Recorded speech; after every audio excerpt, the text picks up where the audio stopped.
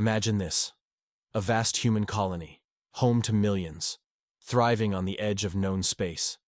Cities stretch across the horizon, bathed in the light of twin suns.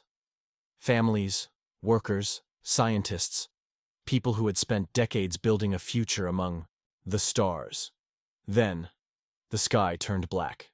Without warning, without provocation, the first wave struck. Not a declaration of war, not a warning shot, just pure annihilation. It started with the orbital defenses, shattered in seconds.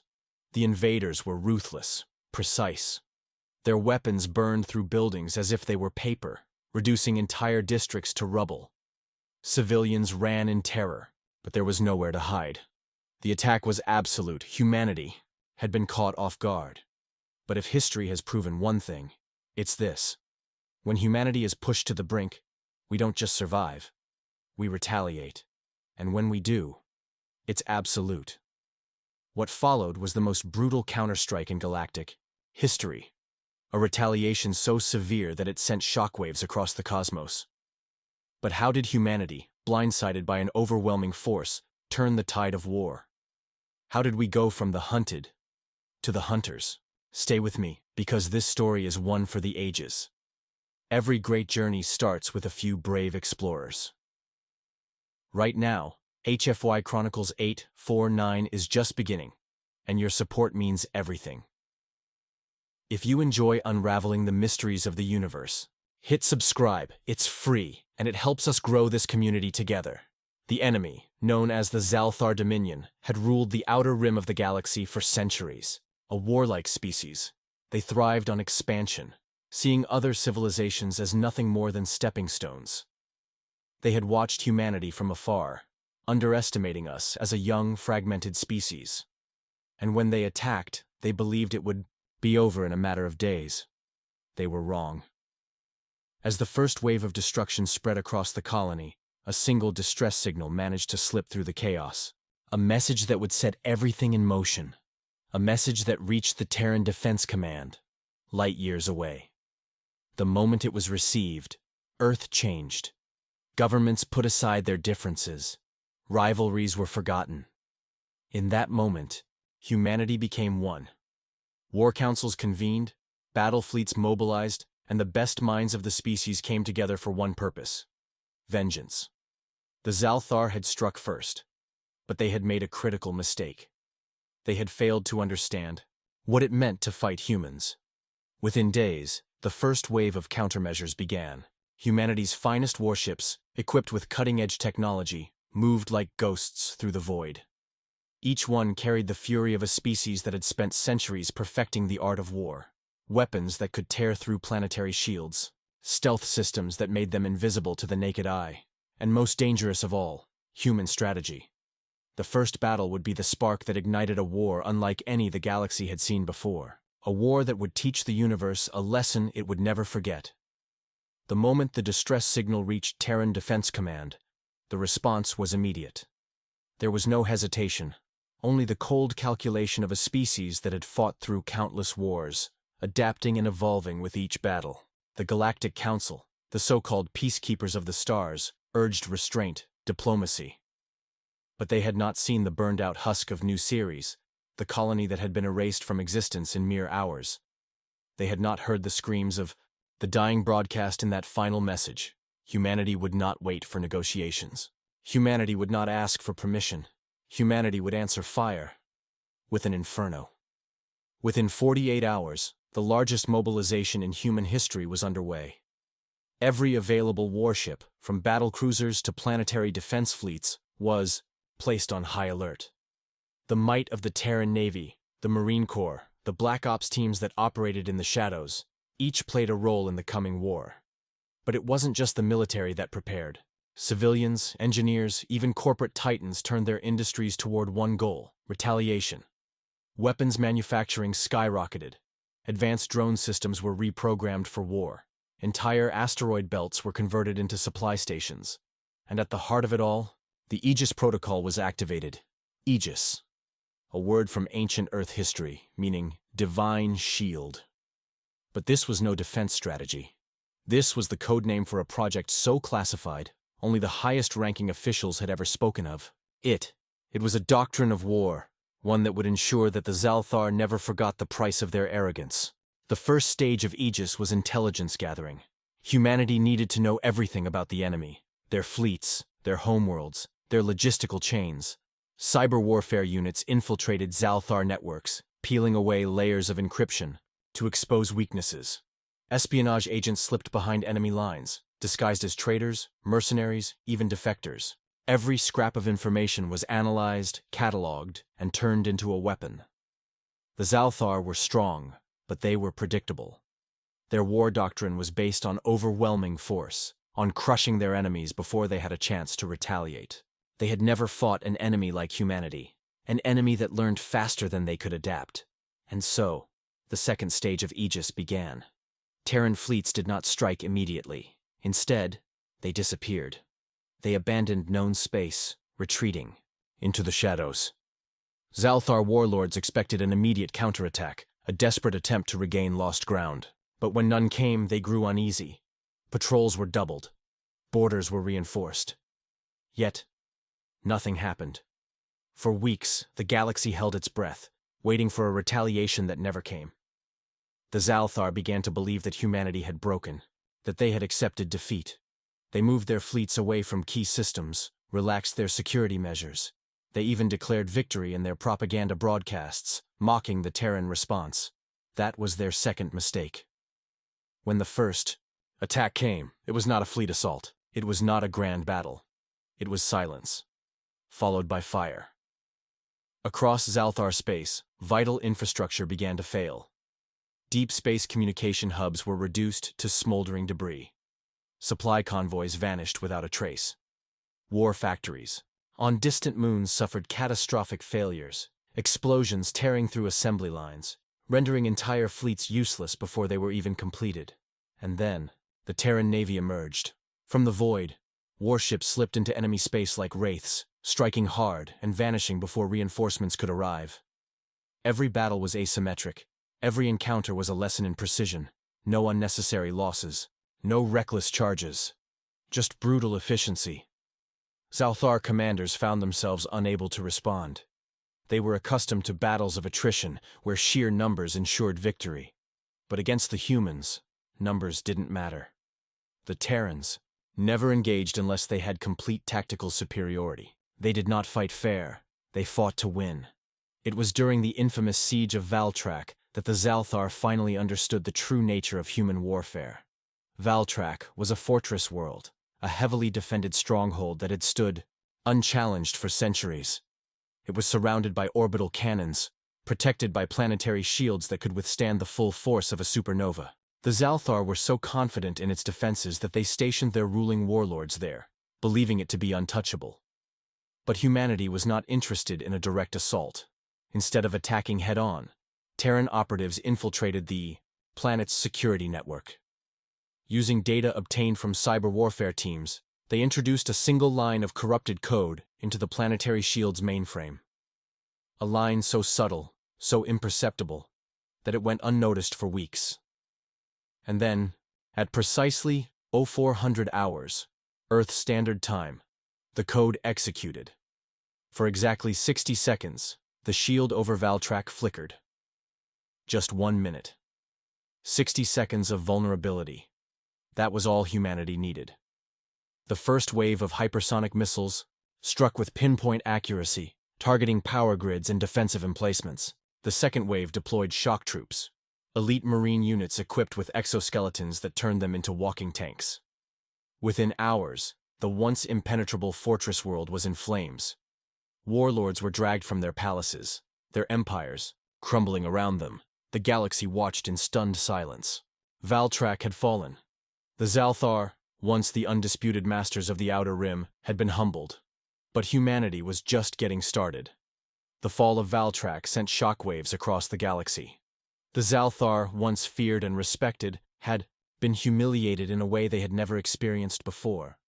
Their ruling warlords, who once commanded entire fleets with unchecked arrogance, now cowered in disbelief. They had underestimated humanity, not just its military power, but its sheer, relentless will to win. And the worst part? they still didn't understand the full scope of what they had unleashed. Humanity had never sought war. But when war came, knocking, it was not met with fear. It was met with fury.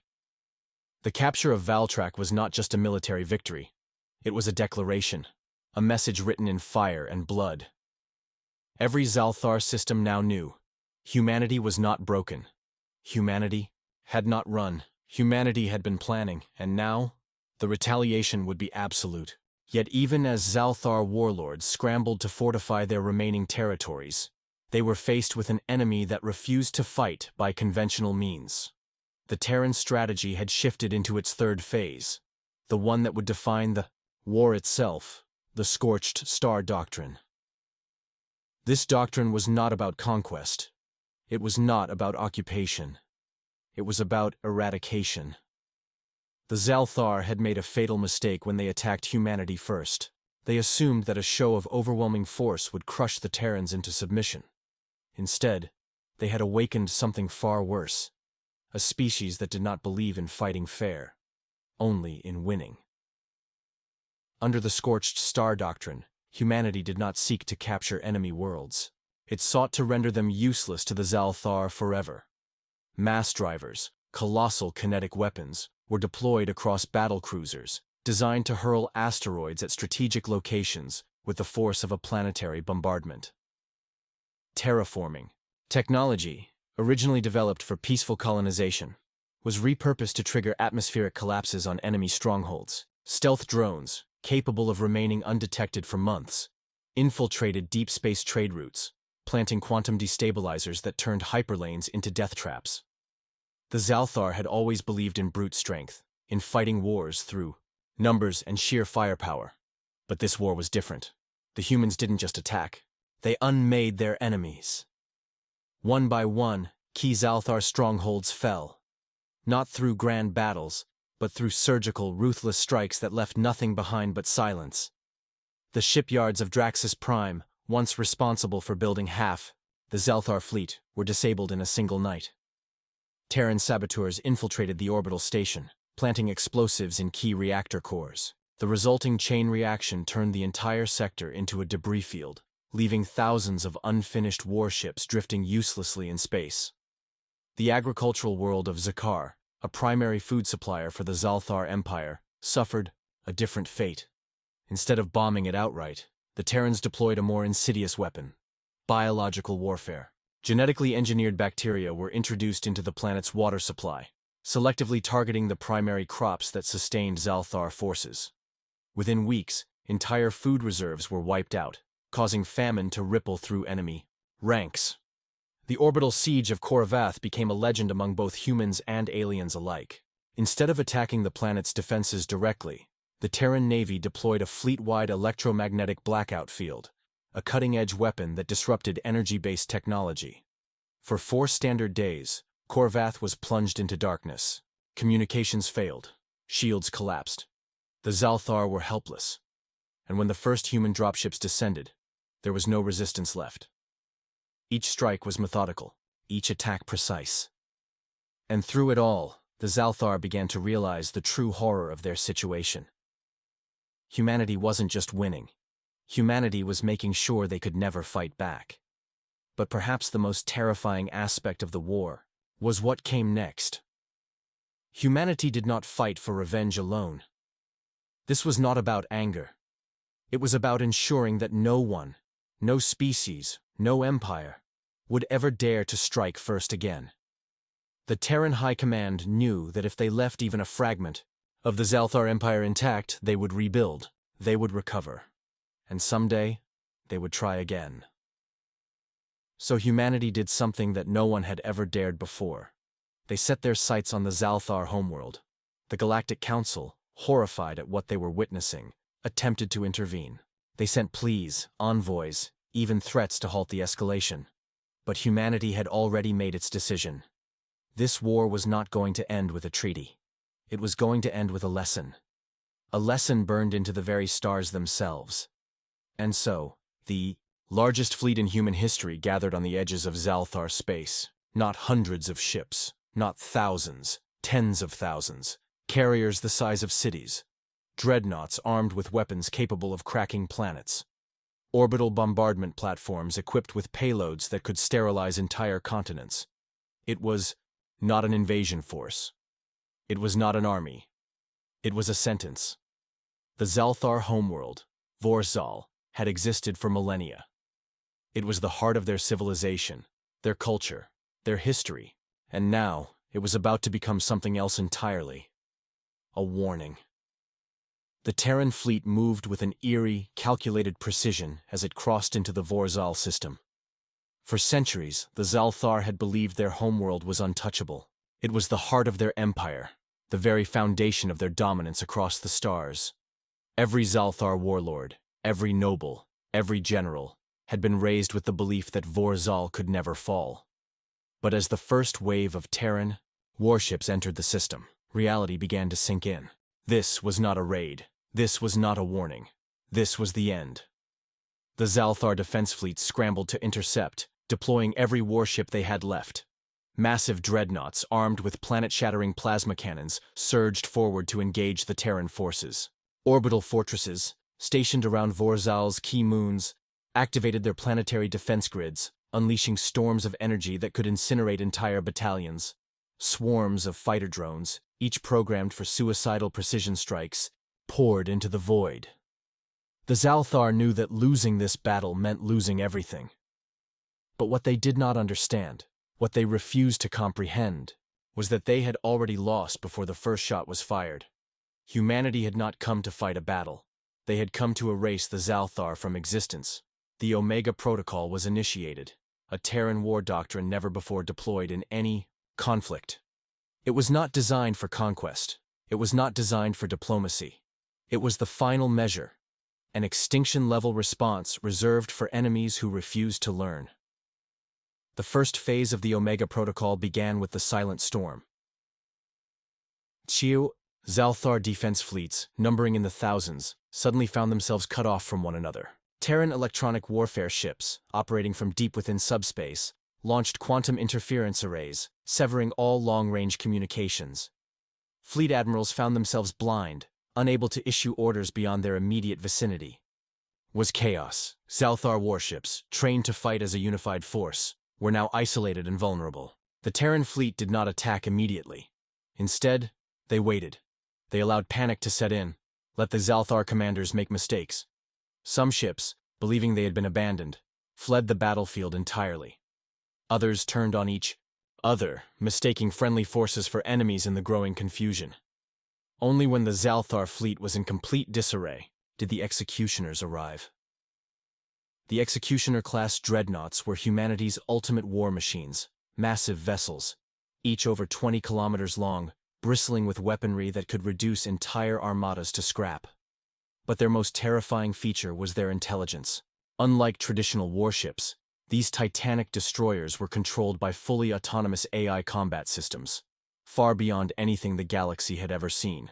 They did not hesitate. They did not feel remorse. They analyzed. They adapted. And then, they exterminated. In a matter of hours, the Zalthar defensive fleets were reduced to floating wreckage. Thousands of ships, obliterated. Elite warlords, who had spent centuries basking in their own perceived superiority, were vaporized in the cold void. Those who tried to flee were hunted down with merciless efficiency. But humanity was far from finished. As the remnants of the Zalthar navy burned in orbit, the second phase of the Omega Protocol was initiated. The Veil of Ash. Terran carriers deployed massive planetary disruption arrays, devices originally designed for peaceful terraforming. Now, they were being used for something far darker. Vorzal's atmosphere was targeted first.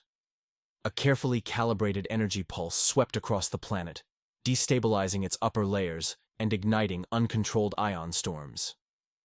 The sky burned. Within minutes, Vorzal's surface was blanketed in an unending inferno. Superheated winds, moving at thousands of kilometers per hour, tore through entire cities. Megastructures that had stood for thousands of years were reduced to nothing but ash and molten slag. Still, the humans were not done. Next came the Requiem. Strikes. Instead of conventional orbital bombardment, humanity deployed graviton warheads. a weapon so devastating that even mentioning its use was enough to make entire civilizations surrender. These warheads did not explode in the traditional sense. Instead, they collapsed local gravitational fields, creating localized singularities that consumed everything in their radius before violently collapsing. Entire continents vanished. Vorzal, once a jewel of the galaxy, was now a planet of dying, screams and fire. But even now, the Zalthar refused to surrender. Across Vorzal, desperate survivors tried to mount a resistance. Warbands of elite Zalthar warriors, veterans of countless battles, gathered in the ruins of their cities. They swore they would fight to the last breath, that they would make the humans pay for what they had done. And that was when humanity revealed the final, most terrifying weapon in its arsenal, the Shadow Legion. For decades, Terran geneticists had worked in secret to create the ultimate soldiers, warriors engineered not just to fight, but to survive anything. These soldiers were not human in the traditional sense anymore. Their bones were reinforced with woven carbon composites. Their nervous systems were accelerated to near instantaneous reaction speeds. Their muscles had been enhanced to generate strength beyond what was biologically possible. They did not sleep. They did not fear. And when they descended upon Vorzal, they did not leave survivors. The Zalthar fought like demons, but against the Shadow Legion, they were nothing but insects waiting to be crushed. The battles were not wars, they were executions. Within days, Vorzal was silent.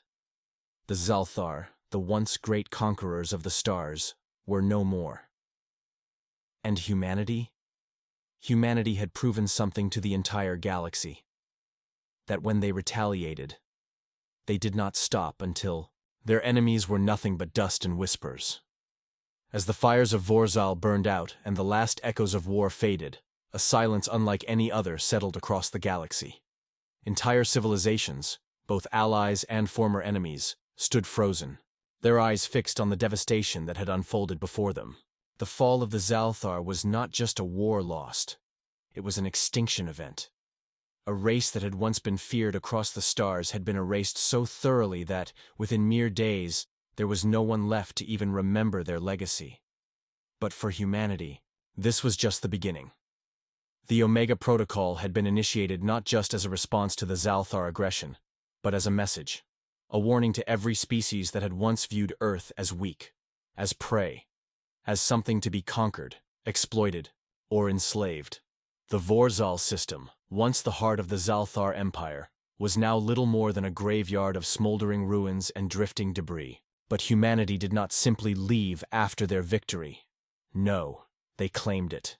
They turned the very homeworld of their enemy into something far more terrifying than a battlefield. They turned it into a monument, orbiting the dead world. Massive broadcast stations were constructed, designed to relay an endless signal across the galaxy. A signal that would be heard by every empire, every kingdom, every republic across the void. It was not a declaration of conquest. It was not a demand for surrender. It was a warning. The message was simple. Here lies Vorzal, once a mighty empire, once a force that thought itself unstoppable. Now, nothing but dust and echoes. They struck first, and they died screaming. Let this stand as a testament to those who would raise arms against humanity. We do not seek war. We do not seek conquest. But should you come for us, should you strike at our worlds, our people, our future, then know this: we will retaliate, and when we do, we will not stop until your very existence is forgotten. The broadcast played on repeat, endlessly echoing across the cosmos, reaching even the deepest, most isolated corners of space. Some races ignored it, believing themselves above such primitive threats. Others watched in silent horror, knowing that humanity was not making a boast. They were delivering a promise. And for those who still doubted, humanity made sure that the lessons of Vorzal would never be forgotten. The eradication fleets were deployed next. These were not the great warships that had laid waste to the Zalthar. They were something far more chilling. System purifiers. They did not conquer, they did not negotiate, they erased. One by one, every Zalthar colony was wiped from existence. Planets that had once bustled with billions of Zalthar citizens were now nothing but lifeless rock. Stations that had once been filled with trade, with diplomacy, with cultural exchange, were left as abandoned husks, floating in the void, devoid of all life. The Zalthar had not simply lost a war. They had ceased to exist. But the galaxy had yet to witness humanity's final act of absolute retaliation. The Iron Edict. On Earth, in the war chambers of the Terran High Command, a final decision was made. A decree that would forever change the balance of power in the universe.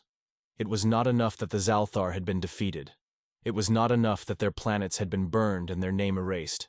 No, something greater was at stake. Humanity had learned a harsh truth in this war. That peace was an illusion. That diplomacy was only as strong as the fear backing it. The Iron Edict was a doctrine unlike any other in history. It declared that no empire, no kingdom, no species in the galaxy would ever be allowed to reach a power level where they could threaten humanity again. It was not conquest. It was control.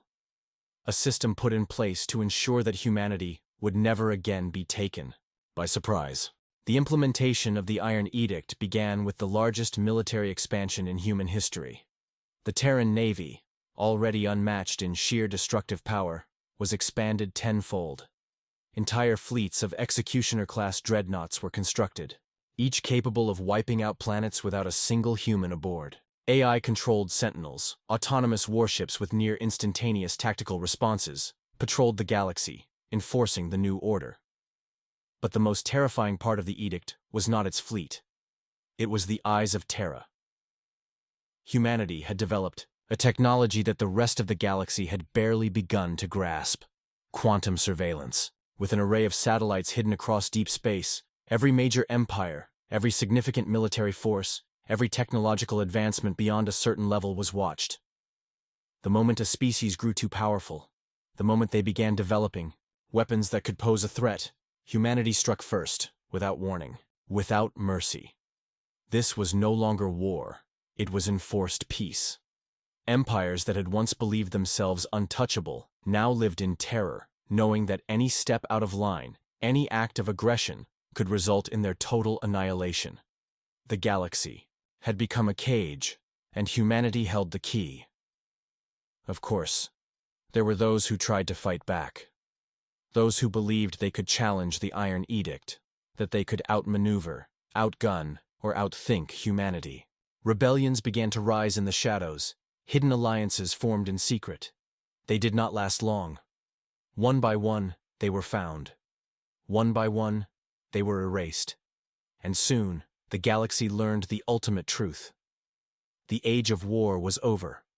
The age of conquest was over. And the age of human supremacy had begun. With the last remnants of the Zalthar erased from existence and the Iron Edict in full force, the galaxy finally understood. Humanity had retaliated, and their retaliation had reshaped the entire cosmos. The aftermath of the war against the Zalthar was not just a shift in power, it was the birth of a new cosmic order. The galaxy, once a chaotic web of rival factions, uneasy alliances, and reckless expansion, had now become something entirely different. It had become a realm of fear. Fear of the force that had shattered an empire in mere days. Fear of the power that had rewritten the laws of war itself. Fear of the unstoppable will of humanity. But fear alone was not enough. It was not enough to erase the memory of the Zalthar's downfall. It was not enough to ensure that history would never repeat itself. No. Humanity needed something permanent, something that would prevent future civilizations from even considering making the same mistake. Thus was born the Sentinel Initiative. It began as whispers, distant rumors traded in hushed voices across shadowy corners of the galaxy. No official announcements were made, no treaties signed. But soon the effects became clear. Every major species, from the cautious Yvari to the once proud Zarketh Dominion, felt its presence. Because the Sentinels were everywhere. The Sentinel Initiative was more than just a military doctrine. It was an omnipresent force. Humanity had deployed autonomous AI-driven watchers, hidden across the cosmos. They were not ships, nor were they mere satellites. They were observers, machines that needed no rest, No maintenance, no physical form that could be easily tracked. They blended into the natural background of space, invisible to nearly all known detection methods. And they watched. They watched the rise and fall of foreign economies, the hidden growth of military installations, the unspoken ambitions of rulers who thought themselves unseen. No species, no nation, no empire could move without the Sentinels knowing. Those who tested the limits, who dared to develop weapons of mass destruction, who dared to expand their fleets beyond the boundaries set by the Iron Edict, did not even get a warning. They simply ceased to exist. Entire fleets vanished overnight. Secret military installations were reduced to burned-out husks before their first prototype ships could even launch. Rulers who spoke openly of rebellion suffered mysterious accidents, their bodies found lifeless in their chambers with no signs of struggle. Some claimed humanity was using assassins. Others believed it was technology beyond comprehension. But the truth was far simpler. Humanity had become death itself. For many, the galaxy had now entered an era of peace unlike any before. The wars that had plagued the stars for millennia had all but ceased. Disputes that would have once led to full-scale conflict were now settled in mere negotiations, with one undeniable fact hanging over every council chamber and diplomatic summit. Defiance means extinction. But while some accepted this new reality, others still refused to submit. There were those who viewed humanity's rule not as order, but as tyranny. And deep in the lawless regions of space, beyond the reach of civilized empires, past the ancient nebulae that hid the remnants of forgotten wars, rebellion was brewing. The rebellion did not start with grand fleets or overwhelming firepower. It started in the shadows. It started with whispered messages sent across encrypted channels, with exiled warlords meeting in secrecy, with scavenged warships pieced together from the ruins of fallen civilizations. It started with those who had nothing left to lose. They called themselves the Forsaken, former generals of fallen empires, exiled rulers who had watched their worlds burn under the wrath of humanity, scientists who had spent their lives creating weapons that would never see use under the Iron Edict. They gathered in the darkest corners of the galaxy, determined to reclaim what they had lost. But they knew that direct war was suicide. The Terran Navy outmatched them in every conceivable way. Their technology was years, centuries, ahead of anything the Forsaken could produce. Their fleets were limitless, their defenses impenetrable. So instead, the Forsaken chose a different path, the path of annihilation. If they could not conquer humanity, they would find a way to undo everything humanity had built. And in the depths of the Forsaken's hidden war camps, they began work on something terrifying: the final protocol. A weapon unlike any other in the history of the universe. Not a fleet. Not a superweapon that could be destroyed before it was launched. Not a bomb or a virus or an armada that could be intercepted. No, this was something far worse. The Forsaken had spent years searching through the wreckage of forgotten empires, digging through the ruins of species that had gone extinct long before humanity even left their solar system. And in the wreckage of a dead world orbiting a black hole, they had found something impossible. A relic from the Ancient Ones. No one knew who the Ancient Ones were. No records of them existed. No ruins remained. All that was known was that they had vanished long before any modern species had risen to power. And yet, here, in the remnants of a world lost to time, the Forsaken had discovered a key to something that should have never been found. They called it the Harbinger. It was not a machine. It was not a weapon. It was something alive. Something that had slept for uncountable millennia, waiting for the right moment to awaken. And the Forsaken had just given it that moment. They did not fully understand what they had unleashed. They did not know its origins, its purpose, or even its true power. But they knew one thing. It hated. It was an entity of pure destruction, an intelligence so vast that it dwarfed every known civilization. It did not think in terms of war or strategy. It did not care for conquest or rule. It did not seek revenge. It sought obliteration. For the first time since the fall of the Zalthar, the galaxy trembled with a new kind of fear. Because while humanity had been unstoppable in their retaliation, While they had crushed their enemies without mercy, they had never before faced something they could not understand. And as the Harbinger stirred, as entire stars began to darken and space itself seemed to shudder in its presence, one thing became terrifyingly clear. Humanity's war was not over. It had only just begun. For all their strength, for all their technology, for all the myths that had been whispered about their unstoppable power, humanity had never encountered something like this. Before, the Harbinger was not an empire. It had no armies, no fleets, no territories to defend.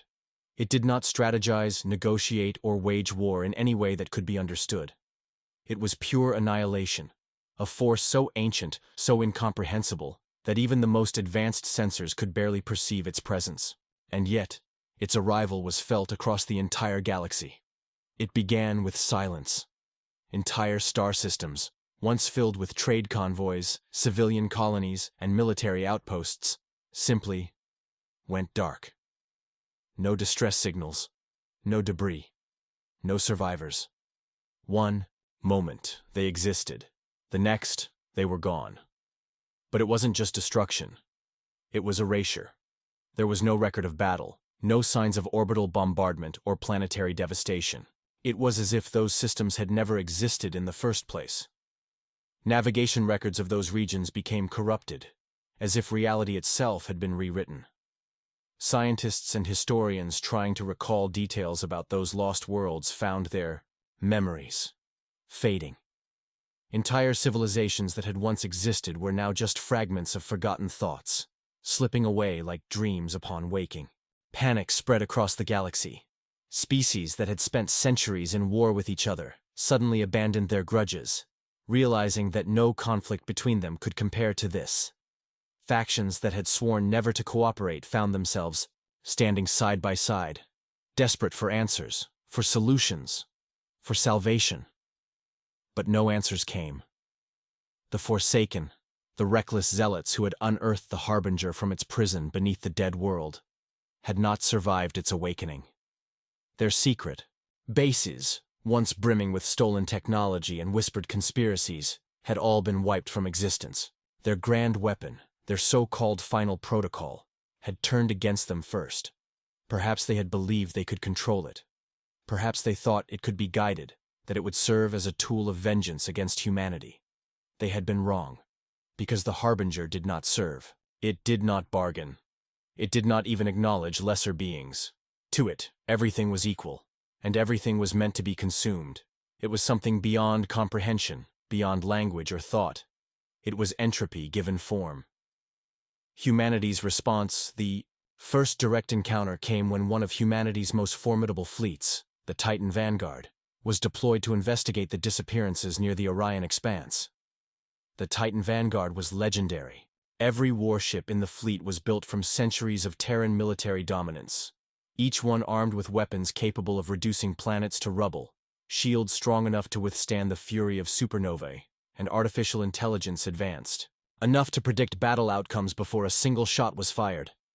It was a fleet that had never known defeat, and yet, when they encountered the Harbinger, they did not return. It was not an invasion. There were no space battles, no desperate transmissions, no last stands. Humanity's most powerful fleet simply ceased to be. When Terran High Command attempted to re-establish contact, they were met with nothing. Not wreckage, not distress signals, just emptiness. Humanity had never known fear like this.